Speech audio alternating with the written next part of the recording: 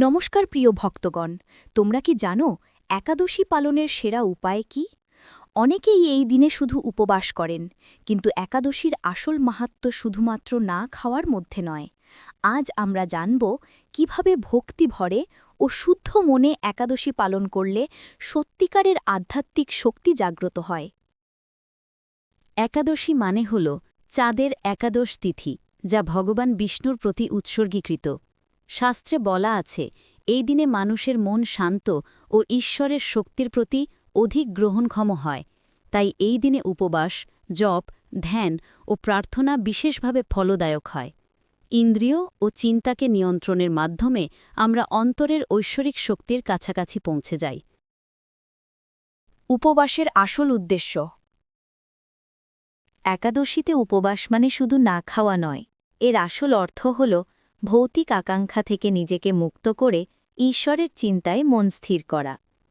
যারা সম্পূর্ণ উপবাস করতে পারেন না, তারা ফল, দুধ বা জল গ্রহণ করতে পারেন, কিন্তু আসল উপবাস হল মনকে রাগ, লোভ ও নেতিবাচক চিন্তা থেকে মুক্ত রাখা। ভগবদ্গীতায় বলা হয়েছে, সত্যিকারের উপবাস হল মনকে নিয়ন্ত্রণ করা। এখানে কিছু সুন্দর উপায় দেওয়া হল যেভাবে একাদশী পালন করা উচিত। ভোরবেলা ঘুম থেকে উঠে পবিত্র স্নান করো। ঘরে একটি প্রদীপ জেলে ভগবান বিষ্ণু বা শ্রীকৃষ্ণের প্রতি প্রার্থনা করো। ঈশ্বরের নাম জপ করো, ওং নমো ভগবতে বাসুদেবায় বা হরে কৃষ্ণ হরে রাম। সেই নির্দিষ্ট একাদশীর কথা বা পুরাণ শ্রবণ করো, এতে উপবাসের ফল বহুগুণ বৃদ্ধি পায়। শস্য ও ডালরাত খাবার এড়িয়ে চলো, কারণ একাদশীতে এগুলো গ্রহণ অশুভ বলে ধরা হয়। দিনটি কাটাও ভক্তিমূলক সেবায়, ধর্মগ্রন্থ পাঠ, কীর্তন, জপ বা অন্যকে সাহায্য করার মাধ্যমে। রাতে যতটা সম্ভব জপ বা প্রার্থনায় সময় দাও, অনর্থক কথা বা বিনোদন থেকে বিরত থাকো। সব নিয়ম না পারলেও সমস্যা নেই, ভগবানের প্রতি আন্তরিক ভক্তি সর্বোচ্চ পূজা। যখন কেউ ভক্তিভরে একাদশী পালন করে, তখন ভেতর থেকে এক আশ্চর্য পরিবর্তন আসে। মন শান্ত হয়, চিন্তা পরিষ্কার হয়, আর অন্তর আলোকিত হয়ে ওঠে।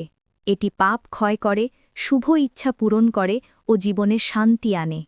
শাস্ত্রে বলা আছে, একটি একাদশী ভক্তিভরে পালন করা হাজার যজ্ঞের সমান। এই হল একাদশীর অসীম শক্তি। তাই পরের একাদশী থেকে উপবাসের পাশাপাশি চেষ্টা করো অন্তরের ভগবানকে জাগিয়ে তুলতে।